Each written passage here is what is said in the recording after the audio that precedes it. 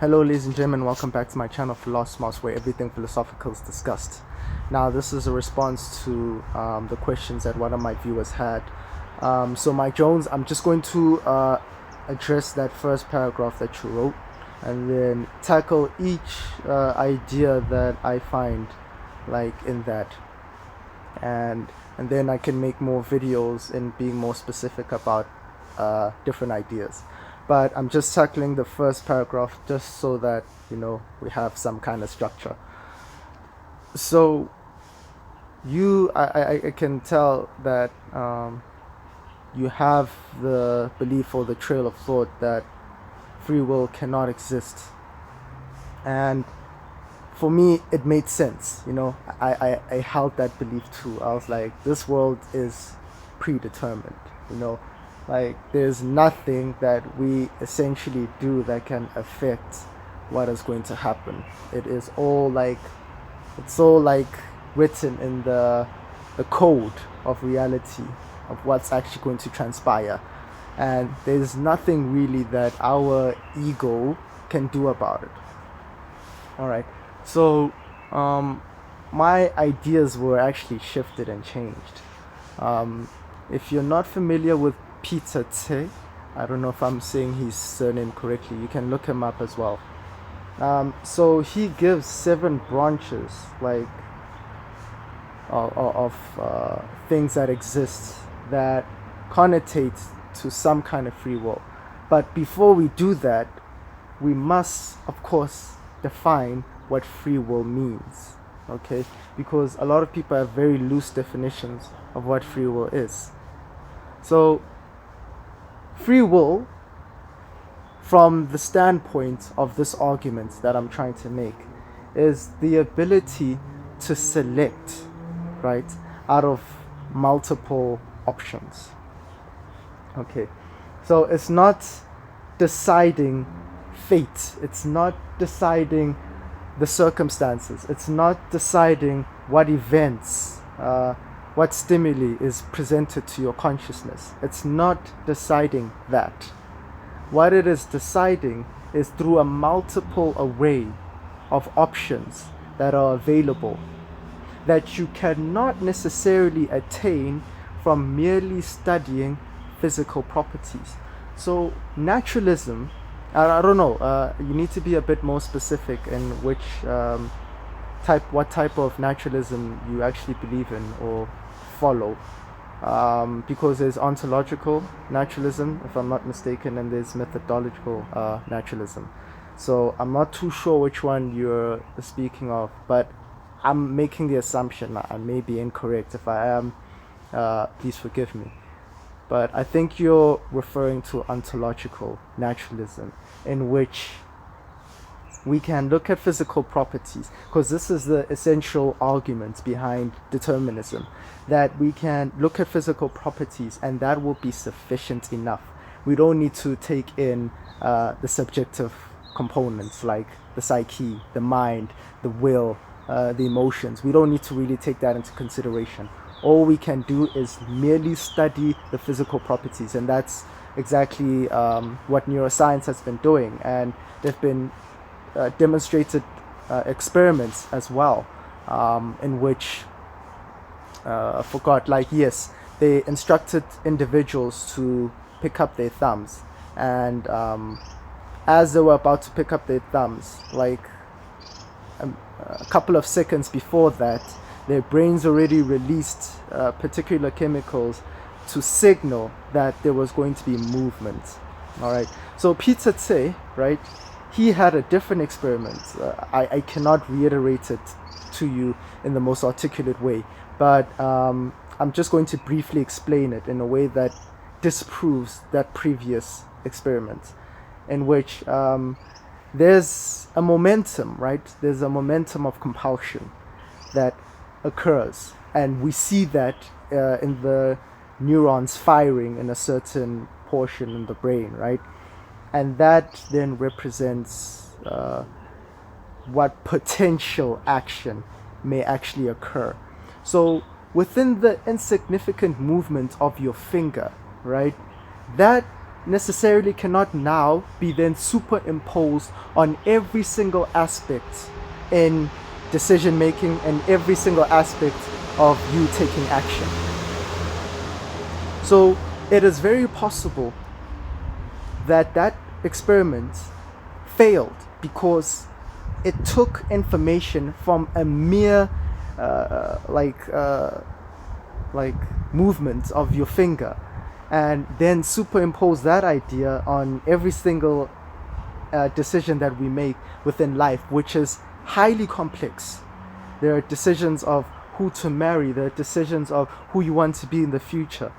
I don't think that then now can be superimposed, that experiment can be superimposed on those kind of decisions as well, because we may be compelled to do things, and we even feel the compulsions within ourselves. It's not like there's a neuron just firing and then consciousness is somehow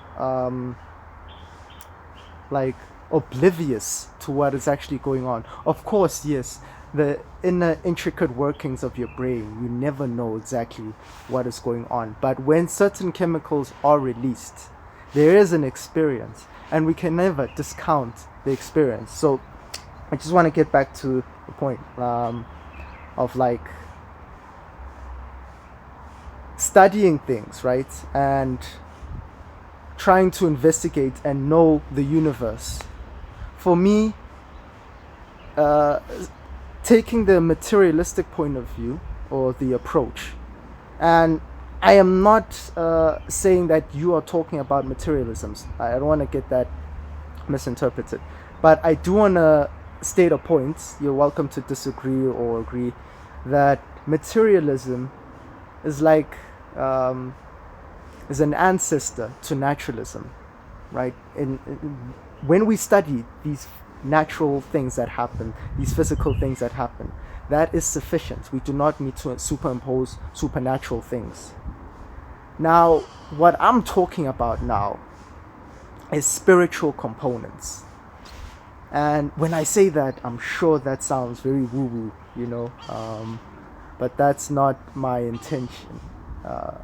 I think we need to work with definitions as well. So spiritual, I do not mean angels and demons and all those kind of things that may be attached to the word spiritual, but what I'm talking about is components that are non-material, such as attention, such as consciousness, and it's very difficult for you, as whatever branch of philosophy you adopt that is akin to materialism, that shares the same sentiments as materialism, that the physical world is sufficient. We don't need to consider other things like the mind, the consciousness, attention, supernatural events, right? So what I'm saying is that for you to even speak of reality, for me and you to even have this conversation, we need to first have an experience. And what physical thing can capture an experience? Nothing. We can study the physical thing. We can even study subatomic particles. But subatomic particles do not explain experience, which is such a phenomenon that is so elusive, but yet so important, especially when you study in quantum physics as well, that you cannot take out the observer, you cannot take out consciousness out of the equation. That it is consciousness itself that is collapsing the wave function. That's what my interpretation, that's what I understood from a double slit experiment. Not to say that our intentions, because we can't superimpose that and say our intentions do affect reality, and I really believe that they do, but I can make a separate video about that, explaining that. But I just want to further point out that consciousness and attention, there are 5 other things that Peter Tse mentioned, but these are the 2 that I can recollect right now, and these are components of free will. that you can never necessarily investigate from a materialistic point of view, you know. So I think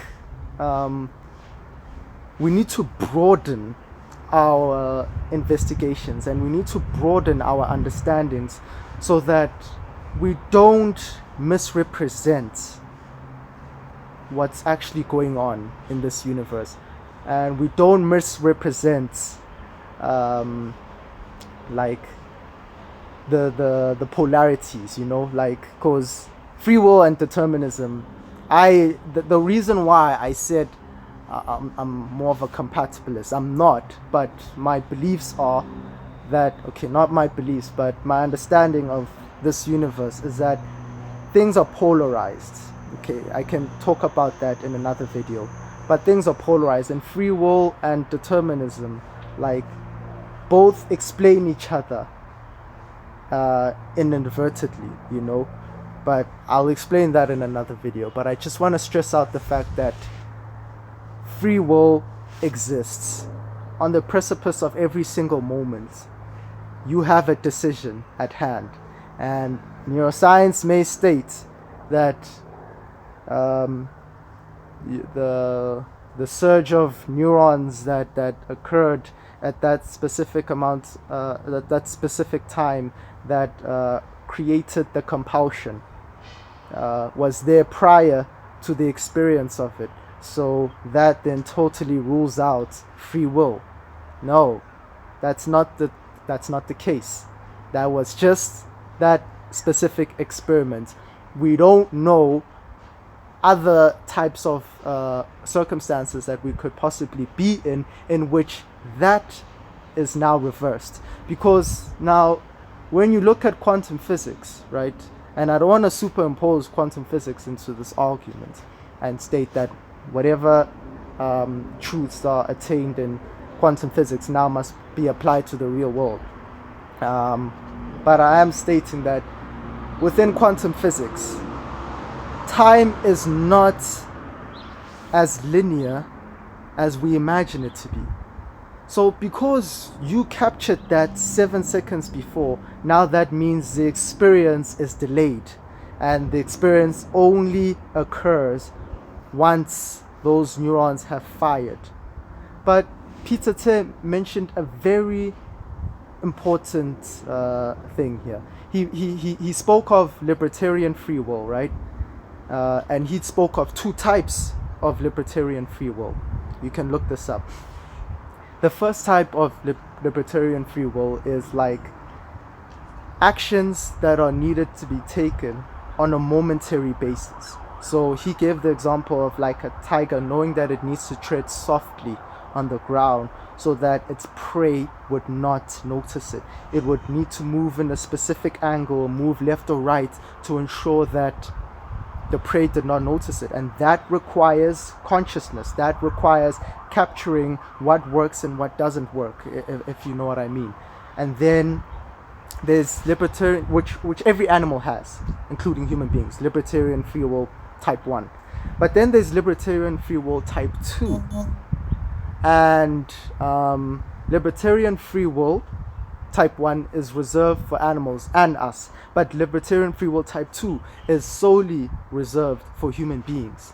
For the fact that this is libertarian free will type 2, for the fact that we can decide to be different choosers in the future, which will then result in our neurons behaving differently from how they're behaving right now.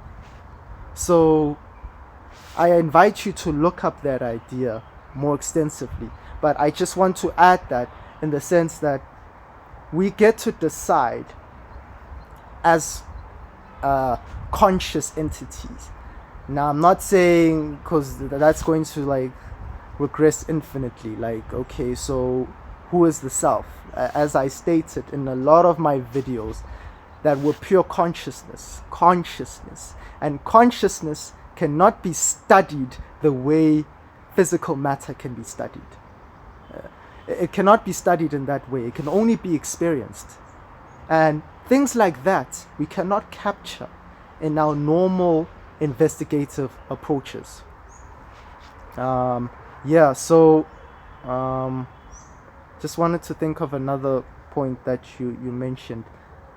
You spoke about naturalism, and then you stated that yes. Okay, so you spoke of us not needing God, right? To we don't need an idea of God, even that term God, to actually move forward as a species, because it brings about that moral dilemma that David Hume actually mentioned, like stating something as it is and then stating what we should do about it, what it ought to be, how it ought to be done, whatever. So what I just want to address this in this approach. Maybe it'll make sense if you viewed it from this perspective. That imagine that the human species is actually a team, forgetting how we've treated each other in the past, forgetting the wars that have actually transpired on this planet. For this argument, let us imagine that on some level we're all on the same team. So this team needs an objective in mind, right? It needs a plan and it needs a goal, something to achieve as a species.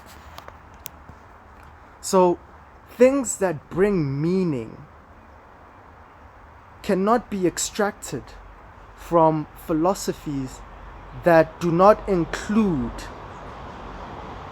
spiritual elements. And what I mean by spiritual elements is non-material things that cannot necessarily be captured in the normal investigative approach that we take. So what I'm essentially saying is that not that we need God, but we need a collective understanding or a collective belief, even if it's fabricated, even if it's totally illusionary. But we need a common idea of some intelligence that is governing us, because we need to formulate that, because if we actually look at it, we're expressions of the universe, we're expressions of nature, we're extensions of it, we're continuums of nature, we're not separate from it. So thus, maybe we as human beings are formulating the direction of evolution. We're formulating that, and we're formulating that by qualities that cannot be studied through the normal investigative approach. But I don't want to sound too repetitive on that. Sorry. Repetitive, sorry. Yeah, so I just wanted to stress the fact that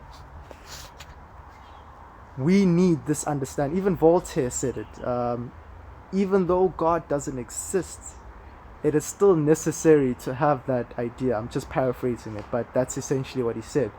Not to say that we need a God that makes us or forces us or tells us to do anything. In fact, this God doesn't even need to tell us to do jack, like nothing at all. Like, we do not need to have instructions from this God.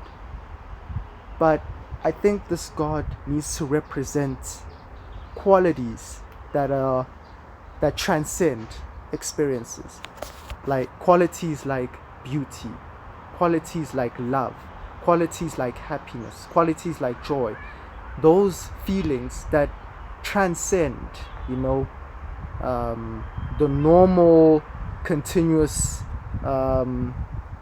feelings of suffering that most human beings feel on a continuous basis.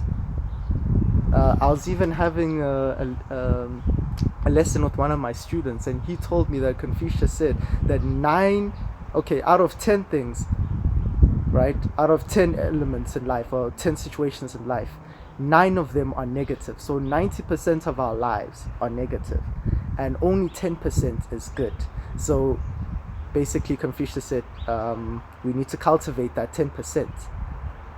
So if we can formulate new ideas about our purpose and the meaning of our existence, I think this can then change the direction of our philosophies, of our sciences, of every human endeavor that now can incorporate that. So I'm not saying someone needs to adopt Christianity. I'm not saying adopt Judaism. I'm not saying adopt Buddhism. Don't adopt anything. Drop them all. However, as a collective, we need to come together and create an idea of this intelligence that's governing us right now, right? And we need to formulate what direction we want this intelligence to go and to take. So that if the human species is actually actively influencing this physical world, then we'll influence it in the most beneficial way possible. But we cannot extract those kinds of philosophies from that.